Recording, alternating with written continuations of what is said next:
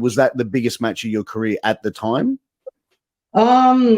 It's really it was, well, I don't think I didn't even time the process what was happening, because uh I told this story before, but some people don't know.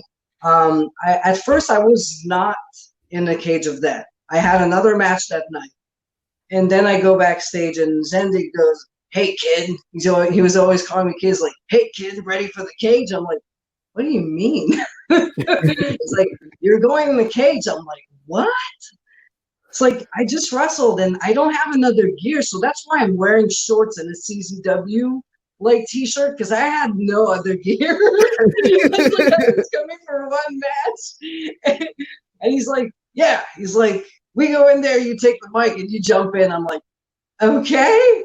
So like everything went so quick, and then like it is the end of the show. They give me the mics, like, "Go out there." It's like, so I don't even remember what I said on the microphone. It was like, "Oh, I'm going to cage dead, Nick Gage, I'm going to kill you," or something like that. I can't remember. But yeah, it was like I didn't know it was going to happen until like a few minutes before, like a few or an hour or so before. So I didn't process it. I just like, gotta do this because the boss like is trusting me with this. And I had so much respect for Zandig, because he always like pushed me. He's like, "Kid, you can do it. Go, kid. Do whatever you want. Just hit hard and do your thing, do your thing." And yeah, I didn't want to disappoint him. I was always very grateful that he gave me the chance to go out there and once again prove people wrong.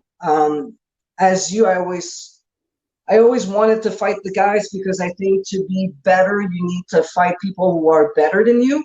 And Yeah. with not too many women back there, usually the people who knew more and could teach me were guys.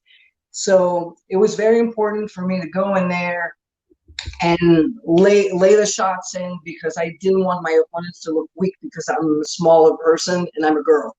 Yeah. So I always thought that if it makes sense, the work should look like a shoot. Yeah. So that way, if it looks like I'm really killing you, then people are going to get into the match. They're going to get into the action, and you're going to give them. I believe in giving people like a roller coaster of emotions, from fear to anger to being happy to everything. I like to give everything throughout a match. And with Zanding trusting me with all this stuff, yes, just went in the cage of death, did my best.